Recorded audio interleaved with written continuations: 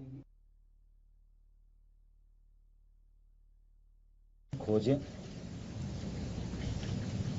लेकिन समाधान का रास्ता खोजने में यह उपयुक्त होता कि किसान नेताओं के भी कुछ सुझाव मिल जाते तो हमको रास्ता निकालना थोड़ा आसान होता। अभी भी हम उसका इंतजार करेंगे। 9 तारीख को दोबारा से मिलेंगे। सबकी सहमति से तारीख तय की गई है और मैं आपके माध्यम से बैठक में भी कहा और यहां भी कहना चाहता हूं कि सर्दी का सीजन है, कोविड का संकट है, इसलिए जो बुजुर्ग लोग हैं वे और जो बच्चे हैं उनको अगर यूनियन के नेता आह्वान करके घर भेज देंगे तो वो सुविधा से रह सकेंगे। यह आग्रह मेरा किसान यूनियन से है और मैं यह आश्वस्त करना चाहता हूं कि प्रधानमंत्री नरेंद्र मोदी जी की सरकार किसानों के प्रति पूरी तरह प्रतिबद्ध थी, है और आने वाले कल में भी रहेगी।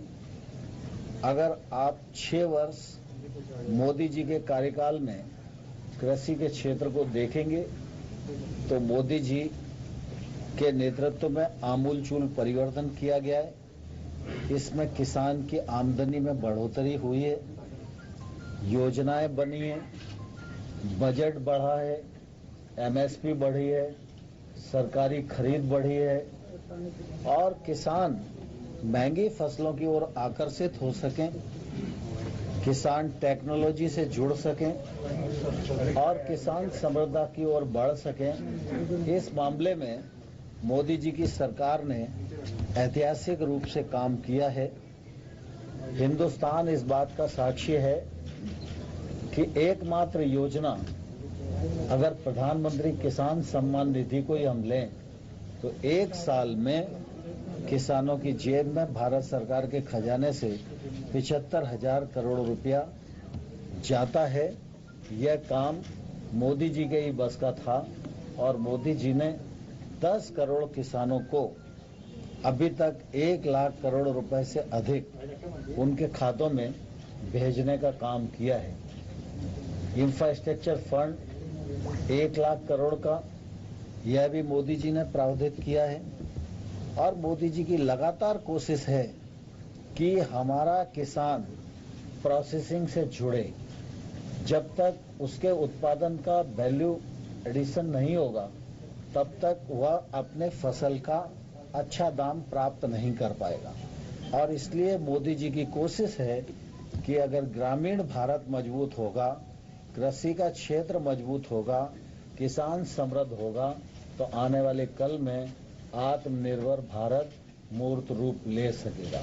और इसलिए मैं आप सबके माध्यम से किसानों को आश्वस्त करना चाहता हूं, प्रधानमंत्री नरेंद्र मोदी जी की सरकार किसानों के हितों के प्रति पूरी तरह प्रतिबद्ध है और आने वाले कल में भी रहेगी।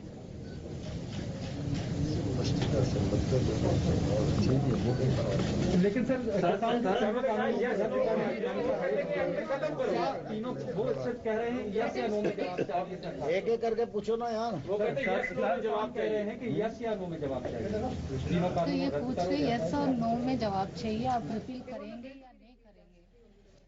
वो किसी अमेंडमेंट्स के लिए तैयार नहीं है। देखिए, जब किसानों से चर्चा होती है तो अनेक प्रकार की बातें आती हैं। जब मैंने कहा कि किसानों के हितों के प्रति मोदी जी की सरकार प्रतिबद्ध है तो जो कुछ होगा या जो कुछ किया जाएगा वो सिर्फ किसानों के हित में ही होगा, इसका भरोसा देश के किसानों को रखना चाहिए। और मैं इस अवसर पर किसान यूनियन और किसान जो आंदोलन में हैं उन सबको हृदय से धन्यवाद देना चाहता हूं कि वो पूरे अनुशासन के साथ अपना आंदोलन कर रहे हैं और उन्होंने अनुशासन को बनाए रखा है। इस प्रकार का अनुशासन बना रहे, निश्चित रूप से यह जरूरी है और इस अनुशासन को बनाए रखने के लिए मैं सभी यूनियंस के लीडर का हृदय से धन्यवाद देता हूं और पुनः एक बार आग्रह करता हूं कि स्पष्टता से कुछ मुद्दे एक दो दिन में आ जाएंगे तो हमको समाधान के रास्ते ढूंढना और आसान हो जाए। पिछले वाले मीटिंग में 7-8 मुद्दे सरकार ने बोला था कि हम देखने के लिए तैयार है।